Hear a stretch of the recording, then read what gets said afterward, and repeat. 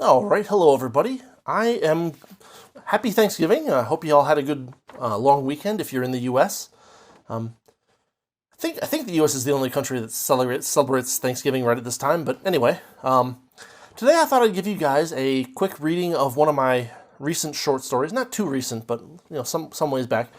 The story's called Jade Cargo, and it's another kind of sci-fi horror kind of piece. So, without further ado, let's get right into it. Unidentified skiff, please respond. It was the fourth time I had hailed them. I waited a few more seconds and then I keyed my communicator off. It looked like the ship was dead, and my patrol just got a lot more interesting. I set my autopilot to approach for docking, and I walked over to the suit compartment near the airlock. I slipped out of my magnetic shoes and put on the pressure suit instead. The helmet went on with a turn and a crunchy click. I still needed to get those damn seals changed. With the flick of my fingers, the suit started its self-test, and I stood still, as the whole suit overpressurized a little to test for leaks. It was hard to move when it was like this anyway. The readouts came back all green, and the suit returned to normal pressurization. I went back to the pilot's seat. Both ships were just about aligned now, and I completed the docking procedure. There was a muffled clunk as the two airlocks met and connected, and my ship's computer started scanning the other ship's status, internal atmosphere, system status, whatever it could. Almost everything came back red. No crew detected, computer shut down, no operating systems, no fuel. The only thing that came back yellow was the internal atmosphere and temperature. It was cold, and the air was breathable, but there was no active ventilation, so whatever was in there was all there was going to be unless I got something running. Whatever. My suit worked, so what the hell did I care? This was going to be a pain in the ass to salvage. Probably not worth it. But I was being paid to check drifters like this just in case somebody was left alive on board. We've all seen the movies where some barely functional ship is carrying some poor sap and the local security patrol, or some salvagers get there just in time. It rarely turns out that way this close to the frontier, let me tell you. I took a deep breath. Time to go check it out. I walked over to the airlock and opened my side of it. The ship wasn't powered, so until it was, I would need to pry open any doors I found, including the airlock. I went back to my ship and grabbed a spreader and mounted it on the outer door of the airlock. It crunched open with quite a bit of resistance, but once it was open, it stayed open. Next, I opened the inner door. There was no rush of air in either direction.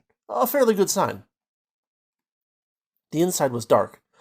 The harsh blue light from my helmet cast weird shadows as I panned it around. I tried yelling, but I didn't hear any response.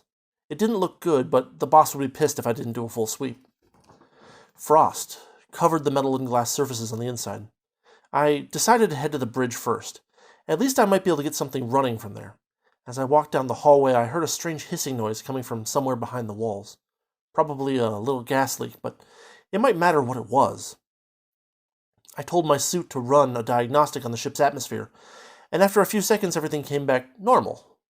The on-suit mass spectrometer was not amazingly sensitive, but it should be able to pick up any possibly toxic levels of contamination. I kept moving. Fortunately, the path to the bridge didn't have any more closed doors to deal with, so I wiped the frost off of the screen mounted at the captain's chair and looked for the power button. With the systems completely off, none of the touchscreens were registering anything, so I had to find an actual mechanical button or switch. There was nothing on the sides of the chair, so I started looking up and down the walls. Ideally, the main restart switch would have a colorful sign pointing to it or something, but it was so damn dark and frosty in there that it was hard to see what color anything was. I rubbed my hand across the metal surfaces to wipe off the frost, but it was slow going. I made my way carefully around the bridge, starting at the wall near the doorway and making my way around, counterclockwise. I heard that hissing again, faintly, as I searched the internal walls. I finally found the button. On a wall, near a desk on the starboard side of the bridge. I guess it was the post for the ship's engineer? I pressed it, and I heard a low hum start up. The console at the engineering station lit up, and I watched the ship's computer boot sequence. It looked like it might actually work. All of the self-tests were coming back yellow or green. The lights blinked on, and they made an odd whining noise. I started to look at the results of the self-test. Mechanically, the ship was fine, as far as I could tell. There were a few parts that were a bit past their scheduled maintenance, but nothing crazy. All of a sudden, there was a series of very loud pops. As fast as I could with magnetic boots and no gravity, I got down on the floor and covered my head with my arms. And when it was over, it was dark again. Every single light had failed catastrophically at the same time. What the hell, I thought. I didn't even think modern diodes could do that. However, the rest of the ship's system seemed to be mostly all right. I could hear the ventilators working, and the temperature was rising too. I used the engineer's console to check the reactor and the battery. Sure, the reactor was out of fuel, but the battery had enough power to run at these settings for a couple of hours. Should be plenty of time. I tried to pull up the ship's log, but there was nothing there. That was very strange. There should at least have been a record of computer messages up to the point that it got shut down, but it looked like every single log file had been wiped. I couldn't even find crew logs or audio recordings. It was unusual, but maybe there was a good reason for it. A data storage failure? That kind of thing was rare, but did happen from time to time, especially if there were uncontrolled power surges or anything like that. The computer turning on in the self-test didn't suggest that there had been any catastrophic surges, but who knows? Standing there and thinking about it wasn't going to do any good. It was time to explore the rest of the ship, unfortunately still in the dark. I left the bridge and checked the first room on the left, which was a lounge of some sort. There was a large window, still covered in frost, though starting to clear up as the interior warmed up. There were chairs, video screens, a shelf full of board games, and a 3D Pong box. No signs of the crew. I checked a trash container in the corner, and it just had empty food and drink packets in it. The lounge was clean, and there was no debris floating around or anything. Either these people were neat freaks, or they had done some cleaning lately. Across the hall was a conference room, chairs, a table, and a projector. Again, there was surprisingly little sign of human habitation there.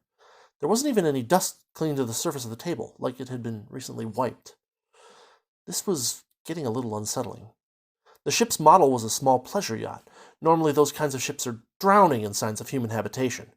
I decided to head further aft and check out the crew quarters. Maybe I would find something there.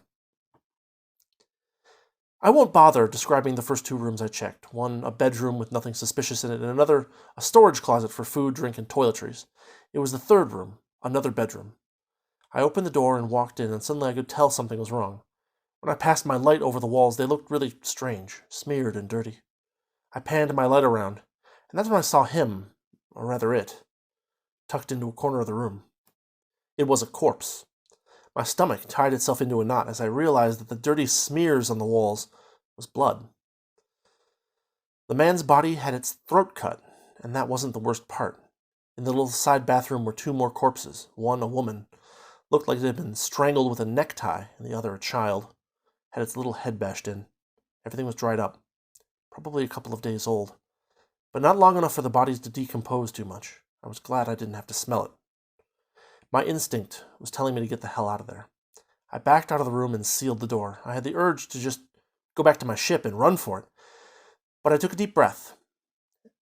And I knew that I had to make sure there wasn't someone else still alive somewhere. I gave the rest of the quarters a quick once-over, but there were no more bodies. It looked like a little family on a fun trip had suddenly decided to kill each other, or themselves, or something. The thing was, I imagine it's very hard to bash your own head in, or strangle yourself with a necktie, or cut your own throat. Even if I wanted to, I doubted I could really do it. And I was supposed to believe that these three people either turned on each other, and then the last survivor offed himself, or what? Maybe a picker? Someone boarded them and did all this? It seemed unlikely, as there were plenty of valuables still left in the quarters. I took another deep breath. There wasn't anything I could do for them now. Run this thing by the numbers. I would have to record the coordinates, set up a beacon, and have some real salvagers come out here and handle things. There were two more rooms to check. Engineering and one more at the end of the hallway. Engineering was all in good shape, as far as I could tell. I walked up and down the 3 aisles in the room, and nothing was out of place. There was no sign that anyone had been tinkering inside any of the wall panels, no burn marks, no loose hardware.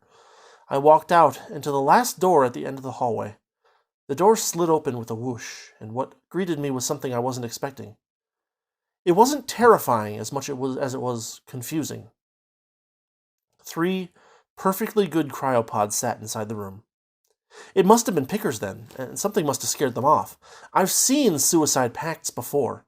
Ships where something failed so badly and so quickly that the people inside decided a quick death was preferable to hypothermia, asphyxiation, thirst, whatever. It happens, mostly to those who treat space like a pleasure cruise on a habitable planet. Ships these days are comfortable, affordable, and convenient, but they aren't magic. Shit happens. But I've never seen a suicide pact on a ship where a full complement of cryopods were available. Yes, you might float for weeks or even years, but your battery might last that long, as efficient as modern pods are. And even if you don't get picked up by a random patrol or from somebody picking up your beacon in a nearby system, dying from a cryopod failure doesn't hurt. You don't suffer. I didn't like any of this. I hadn't picked up any signs of picker ships on approach, so I assumed they were all long gone. But now I really didn't want to be here anymore. My ship would have told me if anything had popped up on the sensors, so I wasn't worried about that either.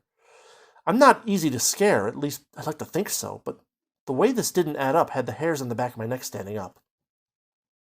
I went back to the bridge and shut down all unnecessary systems. I shuddered. Nobody in here would be needing fresh air or heat. I set up the comm suite to put out a radio beacon every 15 seconds and left the computer running in a minimum operational state. The power draw said that the battery would last for weeks now. Plenty of time for me to get back and then for salvagers to come out and take care of things. Time to get the hell out of here and finish my patrol. I'd feel a lot more comfortable alone in my ship than cooped up with 3 unexplained corpses. There was that weird hissing noise again, but I wasn't going to spend any more time investigating it. I can write it in my report.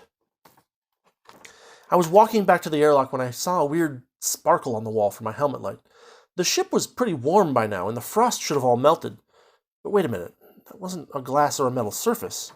It was that cheap matte plastic on most of the internal walls, or at least it should have been. I passed my light over it again, and it reflected the light very strangely. Well, it's on the way to the airlock anyway, I thought, and I walked over. Abruptly, I nearly fell over. I lost my footing and struggled to stay balanced. One of my boots gripped a floor panel, and the whole thing started to float away.